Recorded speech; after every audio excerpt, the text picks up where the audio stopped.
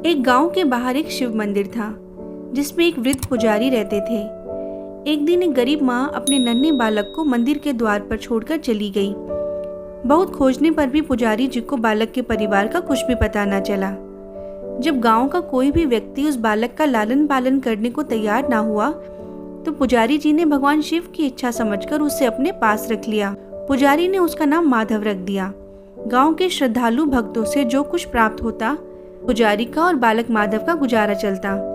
यदि किसी दिन कम भी पड़ता तो पुजारी जी भगवान को भोग लगाकर बचा हुआ बालक माधव को दे देते और स्वयं गंगा जल पी के रह जाते। धीरे धीरे माधव बड़ा होने लगा और अब वह पुजारी जी के कामों में हाथ बटाने लगा था। वृद्ध पुजारी जी के थके हारे हाथों को कुछ आराम मिलने लगा, इसलिए उन्होंने माधव को मंदिर की साफ सफाई, भगवान शिव की पूजा, उनको भोग लगाने और उनकी आरती करने की विधि अच्छी प्रकार समझा दी।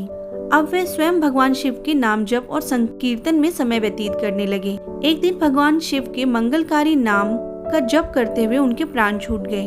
अब बालक माधव का इस संसार में भगवान शिव के सिवा और कोई सहारा नहीं रहा। वे पुजारी जी की बताई गई 3 बातें कभी नहीं भूला। पहली बात, भगवान भोले शंकर को ताजी गरम रसोई का भोग लगाना। दूसरी बात, भगवान को भोग लगाए बिना स्वयं कुछ भी नहीं खाना। तीसरी बात, भगवान शिव पर विश्वास रखकर कभी भी किसी भी वस्तु का संग्रह ना करना, बासी भोजन का भी नहीं। यदि कोई भक्त पहले से बना भोजन या मिठाई मंदिर में दे जाता तो बालक माधव उसे गरीबों में बांट देता। वह ताजी रसोई बनाकर ही भगवान को भोग लगाता। उसके बाद स्वयं प्रसाद ग्रहण करता और सभी में बांट देता। यदि रसोई बनाने को सामग्री नहीं होती तो भोले बाबा और भक्त माधव दोनों गंगा जल पीकर ही रह जाते। एक बार बरसात का मौसम आया और 3-4 दिन तक मूसलाधार वर्षा होने से मंदिर में एक भी भक्त नहीं आया। माधव अपने भोले बाबा को गंगा जल का ही भोग लगाता और उसे ही पीकर रह जाता। भोले बाबा माधव की भक्ति और सहनशीलता की परीक्षा लेते रहे, किंतु आखिर में अपने भक्त को भूख से तड़पते देखकर उनसे रहा ना गया। वे सेठ की नौकर का रूप धरकर की पोटली लेकर वर्षा में भीगते हुए मंदिर के द्वार पर जा पहुंचे। उन्होंने आवाज लगाकर माधव को बुलाया और उसके हाथ में पोटली देते हुए कहा कि सेठ जी ने ये भोजन सामग्री भेजी है, इससे रसोई बनाओ, भगवान को भोग लगाओ और स्वयं भी प्रसाद पाओ। मैं कल फिर आऊंगा। भक्त माधव ने आशीर्वाद देकर उसे विदा किया और सूखी गीली लकड़ियों के धुएं में गरम रसोई बनाकर भोले बाबा को भोग लगाया। पूरे बरसात के मौसम में भोले बाबा नौकर के रूप में भक्त माधव को भोजन सामग्री देने आते रहे और स्वयं भी गर्मा गर्म रसोई का भोग पाते रहे। एक दिन भक्त माधव ने सोचा कि सेठ जी को भोजन सामग्री भेजते हुए 4 महीने हो चले हैं, किंतु वे स्वयं कभी मंदिर में भोले बाबा का प्रसाद ग्रहण करने नहीं आए। अगले दिन जब भोले बाबा नौकर के वेश में भोजन सामग्री की पोटली देने आए तो माधव ने उनसे बोला, भाई तुम्हारे धर्मात्मा सेठ जी कभी स्वयं मंदिर में प्रसाद लेने नहीं आए, इस कारण मेरा हृदय अत्यंत दुखी हो रहा है। अपने सेठ जी से कहना कि कल वे मंदिर में प्रसाद ग्रहण करने अवश्य पधारे। भक्त की बात सुनकर नौकर बने भोले बाबा चौंक कर घबरा उठे और बोले, पुजारी जी, सेठ को मेरे को भोजन सामग्री भेजते हैं, आप इससे भगवान को भोग लगा देते हैं और स्वयं भी प्रसाद पाते हैं, फिर सेठ जी को बीच में बुलाने की क्या जरूरत है? जैसा चल रहा है वैसा ही चलने दीजिए ना। माधव बोला, ऐसे कैसे चलने दो? आपके धर्मात्मा सेठ जी इतने दिनों से भोजन सामग्री भेज रहे हैं, क्या मैं उन्हें भगवान का प्रसाद देने का अपना कर्तव्य भी पूरा ना करूं? मैं किसी का उधार खाने वाला नहीं हूं। अपने सेठ जी से कह देना कि यदि कल भोले बाबा का प्रसाद ग्रहण करने नहीं पधारे तो मैं उनकी भोजन सामग्री लेना बंद कर दूंगा। नौकर बने भोले बाबा तो अपने भक्त की अकड़ देखकर कांप उठे और यह सोचकर मन ही मन हंसे कि वाह, आज तो लेने वाला ही देने वाले को दोष दे रहा है। लेकिन सरल हृदय भगवान के मनोभाव देखकर वह बोले, ठीक है पुजारी जी, कल सेठ जी मंदिर में प्रसाद ग्रहण करने जरूर आएंगे। दूसरे दिन बड़े सवेरे ही भोले बाबा नौकर के वेश में दूध और बहुत सारी भोजन सामग्री लेकर मंदिर पहुंच गए। माधव चौंकते हुए बोला, भाई आज इतनी सारी भोजन सामग्री किस लिए ले आए? नौकर बने भोले बाबा बोले, पुजारी जी भूल गए क्या? आज आपने सेठ जी को प्रसाद के लिए बुलाया है, इसलिए आप रसोई बनाइए और भोले बाबा को भोग लगाइए। यह बता दीजिए कि सेठ जी किस समय पधारे। माधव ने प्रसन्न होकर उन्हें सेठ जी के आने का समय बता दिया और भक्त माधव की इच्छा पूर्ण करने के लिए भोले बाबा कैलाश पर सेठ का रूप धारण करने लगे। और इधर अपने स्वामी को प्यारे भक्त के यहाँ दावत पे जाने का समाचार सुनकर ममतामयी अन्नपूर्णा पार्वती भी भला कैसे पीछे रहती। वह भी पति की आज्ञा लेकर सेठानी का रूप धारण करने में जुट गई। भगवान गौरी शंकर सेठ सेठानी का रूप धारण कर कैलाश से अपने भक्त के यहाँ दावत के लिए चल पड़े। भक्त माधव आज सुबह से ही सेठ जी के स्वागत में तरह तरह के पकवान बनाने में जुटा हुआ था। वह अपने भोले बाबा को भोग तो चलते फिरते बना लेता था, किंतु आज उसे कई महीनों से भगवान को भोग लगाने के लिए भोजन सामग्री भेजने वाले सेठ जी को भगवत प्रसाद देना था। अतः आज उसने भोजन बनाने में अपनी सारी पाक कला झोंक डाली थी। उसने सेठ जी के द्वारा भेजे हुए चावल धोकर खीर बनाई और तरह तरह के पकवान भी बनाए। रसोई बनाकर भक्त माधव पुनः स्नान करने चला गया ताकि स्वच्छ वस्त्र पहनकर भोले बाबा को भोग लगा सके और सेठ जी को उनका प्रसाद खिला सके।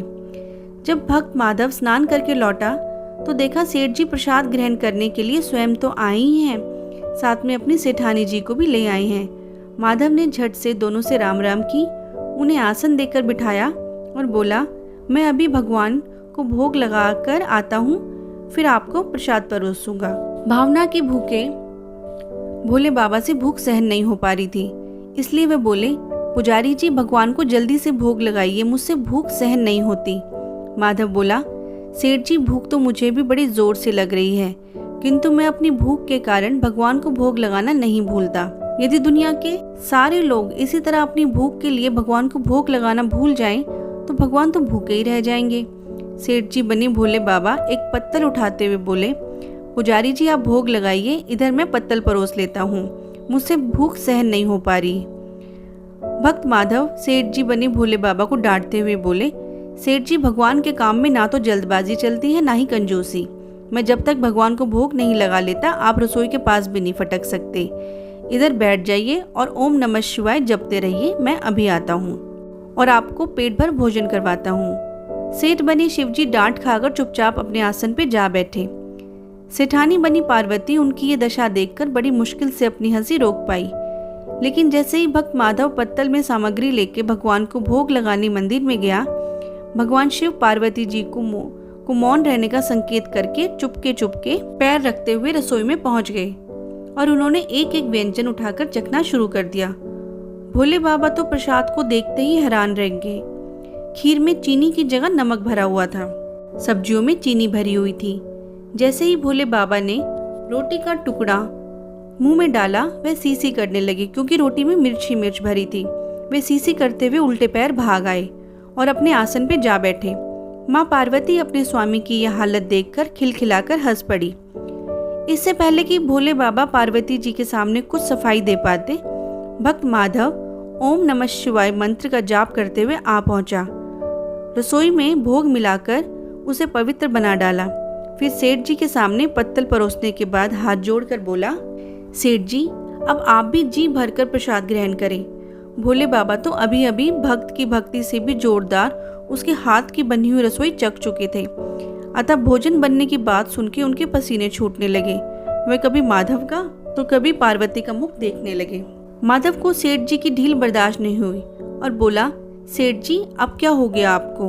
अभी अभी तो इतने उतावले हो रहे थे, अब आप भोजन क्यों नहीं करते? तभी तो माता जी भी प्रसाद ग्रहण करेंगी और फिर मैं भी प्रसाद पाऊंगा। माधव की ललकार सुनकर भोले बाबा ने चुपचाप खीर का कुल्हड़ उठाया और सारी नमकीन खीर घटाघट पी गए। कुल्हड़ खाली होने की देर थी कि माधव ने उन्हें झट से भर दिया।